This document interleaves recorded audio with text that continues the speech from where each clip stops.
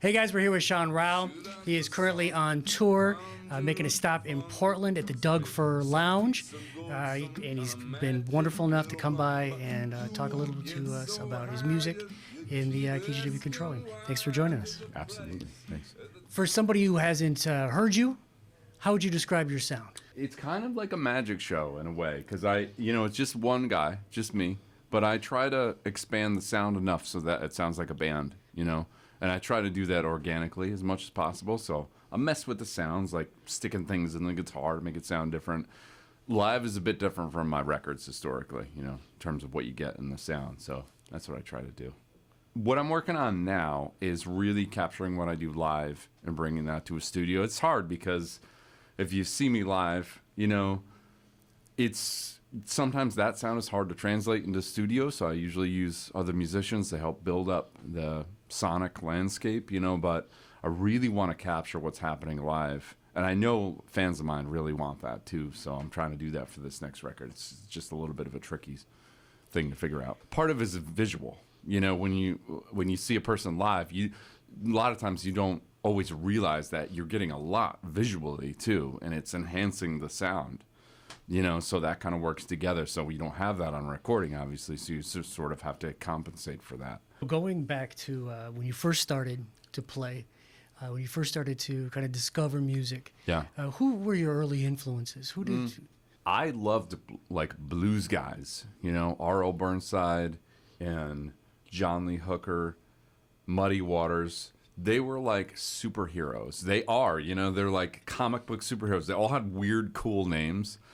They all had this one superpower guitar thing that they did that nobody else could replicate. Sunhouse, Muddy Waters, R.L. Burnside. They all had these techniques that were exclusive to them. They were the only ones that could do it.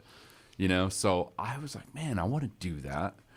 So I would emulate these guys, but I was too lazy to learn in a good way. I was too lazy to sort of learn any like definitive technique.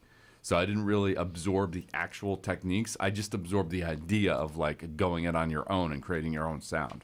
Before you came in, I was listening to Downwind. Yeah. And one of the things that struck me was that it's almost got a doo-wop and surf feel to a part of it. Definitely surf feel. And it's not something that I would probably pull out of Howlin' Wolf or John Lee Hooker. Sure. How did you get to that point?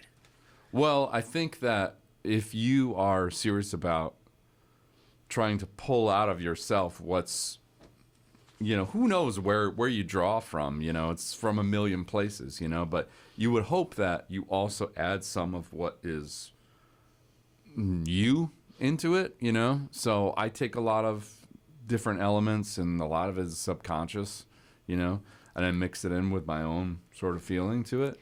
And, it comes out like that. Like you hear like echoes of things, and hopefully it's never like, whoa, dude, you sound exactly like this guy, you know what I mean? Which some people think it's like their mission to tell you, but hopefully it's like more like you borrow from your influences and you also add some of you into it. A few years ago, you started doing house shows. Yeah. And it turned into a tour. Yeah. And you're still doing that. Yeah. I've got to imagine that's incredibly intimate to be is. going into fans' homes. Can you tell me a little bit about that experience? Yeah, it's weird.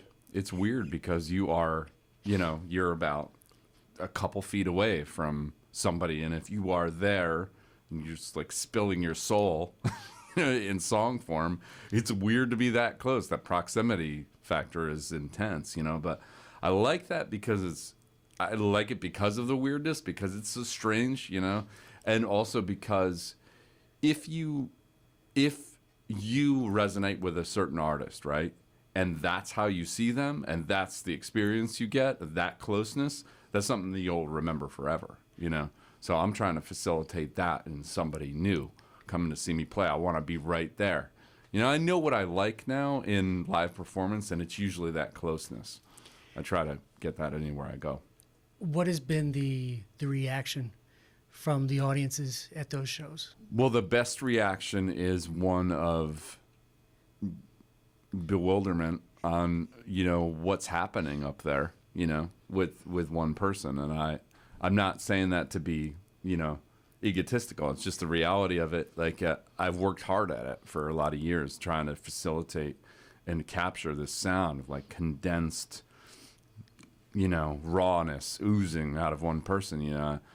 I've tried to capture that. So when I get that feedback, like, hey, this is what I'm hearing you do, and I get that feedback, that just makes my day. I love it. So people I think people like it. I would imagine. Yeah. I would imagine that it's incredibly intense. Right. For you and for yeah, them. it can be. Yeah. Yep. How do fans, if they want to be on your house show tour, if they want to host you, how do they get in touch with you? It's rowhouseconcerts@gmail.com. And then I have a house concert booking person, and they set up the whole thing. So anywhere in the country, we accept requests, and we go out there. If we're scheduling a tour out there, we'll make it happen. You are more than just an avid outdoorsman. It's a lifestyle for you, and you spend a lot of time in the woods, in nature, camping, a lot of times without a lot of equipment. And I'm going to presume that it's usually pretty quiet when you're out there. So for all that quiet, you sure make a lot of noise. Go ahead. Yeah.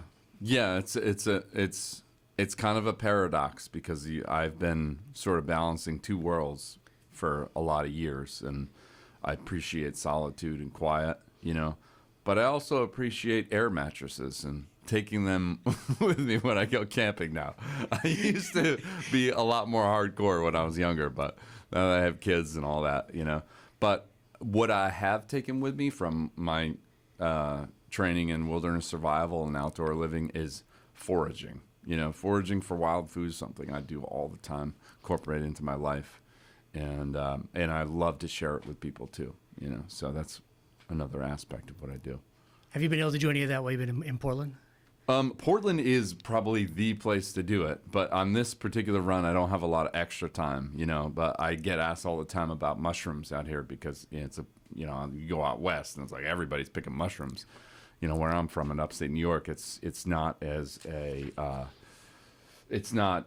heavily participated in as far as the pastime goes, but out west, it's like everybody does it, But I have this show called Can I Eat This on YouTube, and people can check it out. It's free to watch, and it's essentially me going out harvesting wild food and cooking it, and just trying to make it entertaining and informative, What do your kids think of that? You use them, they taste test? They get a kick out of it. Yeah, my son and daughter both, they grew up sort of, they're still growing up because they're still kids, but